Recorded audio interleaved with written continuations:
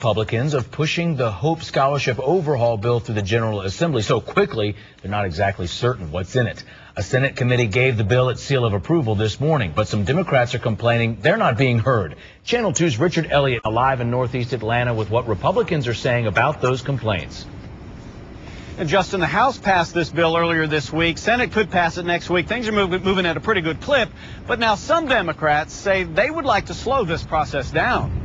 It needs to be considered far more fully than it has. State Senator Jason Carter believes Republicans are, in essence, ramrodding the Hope Scholarship overhaul through the General Assembly because, he says, there are so many problems with it, the GOP wants to get it passed before anyone notices. No one who's going to vote on the bill, I think, really understands the numbers behind it and how it's going to impact students. It's going to be a massive cut in the Hope Scholarship. We need to consider it very thoroughly. But Senate Majority Leader Chip Rogers believes they do understand it. He said that just hours after a Senate committee approved its version of the Hope overhaul. The full Senate could vote on it next week.